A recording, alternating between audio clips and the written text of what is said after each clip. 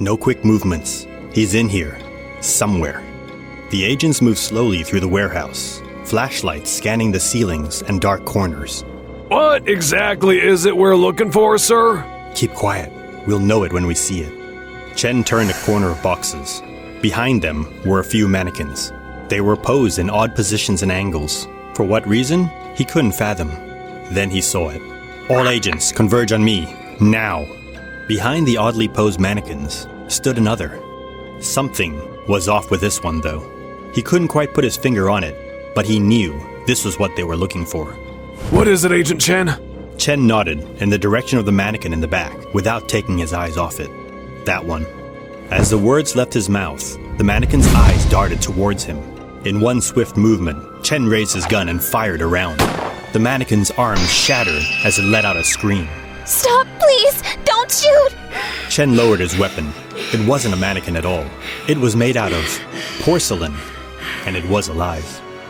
Welcome back. Today I bring you SCP-706, Perfect Porcelain Doll. Don't forget to like, subscribe, and turn on the notification bell. Come join my Discord too. She had been living on the streets since a young child. Her perfect porcelain skin, concealed with clothing and makeup. To those not so observant, she had a doll-like appearance that could have been passed off as convincing cosplay. They had received reports from clothing stores about items going missing. What was curious is that all of the items stolen, a mannequin was always missing as well. Has she spoken to anyone yet? Nope, she hasn't said a word so far. Just sits there all day long, doing her makeup, adjusting her face, and eating porcelain. Doesn't seem to care much about anything besides her appearance. We need to find out what her backstory is. Pythia? Pythia. Oh, Professor. Stop it. Ah, Klaus. Chen. Are we interrupting? Not at all. I was just on my way out. Another time, Pythia. Another time. Such a tease. So, boys, how can I help you? Klaus brought forth the arm of the porcelain doll that had been shot off earlier. What can you tell us about this? The doll that this belonged to is being very tight-lipped. Bring it near. Let's see, shall we? They appeared to be in an attic. It must have been close to sunset as the rays of sunlight peeked through the vaulted window.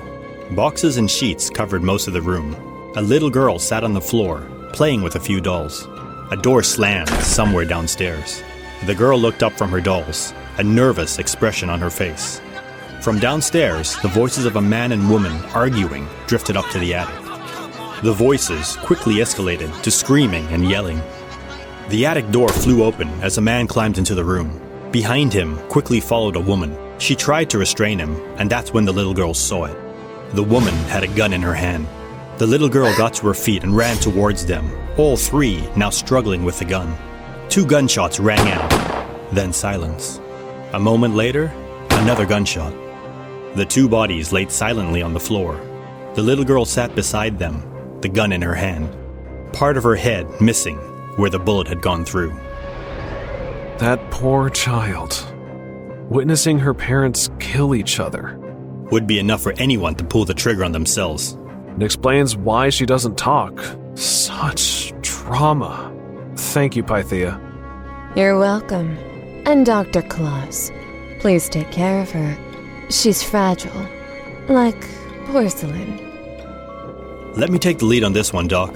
You want to talk to her? Why? She's had a rough childhood, but more than that, it looks like she's been on the streets since the death of her parents. She's been living rough, doing anything to survive. I know what that's like. I tend to forget that, Chen. You lead. I'll follow.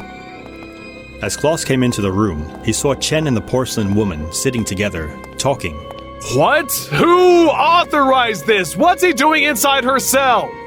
Sir, Agent Chen insisted. She's really starting to open up to him. She doesn't appear dangerous. Klaus looked back through the one-way glass. He nodded. Chen knew what he was doing. So you see, you and I aren't that different. My time on the streets helped make me into the man I am today. But if there wasn't anyone to help me, guide me, things could have turned out much worse. I'm starting to understand now. You did what you had to survive. Exactly. You don't have to be scared. She leaned towards Chen. You and me are the same? Yes, we are. Yes. Yes, I see it now. You aren't one of them. You dress like them, the men with the guns, but you're not one of them. Well, I mean... You're like me. The same. The very same. Right, but... Tell me, James. How did you do it? How did I do what? Did you do it like me? Did you enjoy it like me? Chen looked at her with a blank expression. It was so easy. Mommy and Daddy, they never really loved me. They wanted a boy, but they got me instead. I wasn't pretty enough. I wasn't as pretty or precious like Mommy's dolls. I tried and tried until I started to become one of Mommy's little dolls. And even then, it wasn't enough. Then, one night, Daddy came home drunk. Again. But Mommy was so scared. She had his gun, but Mommy was weak. So weak. I knew she wouldn't be able to do it. So I did it. And I got so mad. She couldn't even kill him to defend me. She was weak. Not like you and me, James. So I took care of her. 2 shots. Both of them gone. Then one final shot. So when they came for me, it'd look like an accident. Or suicide. I am porcelain after all. I might break easily, but I'm stronger than I look. SCP-706 is an adolescent European-American female identified as 12 years of age according to local records at time of initial containment. Records also indicate that SCP-706 had been homeschooled throughout its life, and that neighbors rarely saw SCP-706 outdoors. SCP-706 is physiologically normal with the exception of an abnormally high resting body temperature of approximately 38.5 degrees Celsius, and that its entire epidermis is composed of porcelain with the exception of small areas around its joints. This layer is extremely fragile due to its thickness and can crack or break when subjected to impacts or even with excessive movement, a process that is reportedly extremely painful. SCP-706 is capable of regenerating this skin layer at a rate consistent with normal skin growth when provided with and allowed to consume appropriate raw materials. Unfinished materials such as porcelain are acceptable and preferred. SCP-706 has no particular resistance to tissue damage resulting from the ingestion of hardened porcelain. Unless otherwise directed, SCP-706 will compulsively maintain its appearance, typically involved in looking at itself in mirrors and using any available makeup or paint to apply, remove, or adjust its features.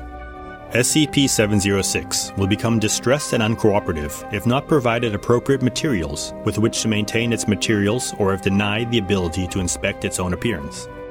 SCP-706 was removed from Texas following a police report involving a violent domestic dispute at a suburban residence. SCP-706 was discovered in a back room of the residence, surrounded by a large pile of destroyed remains from several dozen porcelain dolls and multiple sets of fine china dinnerware, with most of the porcelain mass having been consumed. Class A amnestics were administered to responding law enforcement personnel, and a cover story given to local media.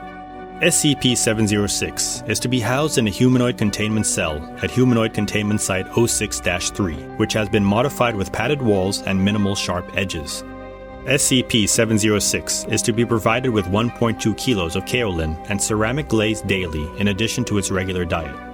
Handling personnel are allowed to provide SCP-706 with non-standard items such as vanity mirrors, extra clothing as outlined in Document 706-E, and a paintbrush set with ceramic enamel paint as an incentive or reward for good behavior. SCP-706 is currently contained under suicide watch procedures and is to be restrained at all times except when undergoing testing. SCP-706 is to be given daily therapy sessions until further notice. A child's mental health is a vulnerable and gentle thing. Without the proper care and love, it can break, like a porcelain doll. As always, have a care, and remember to subscribe, like, and share, if you would. Until next time, farewell.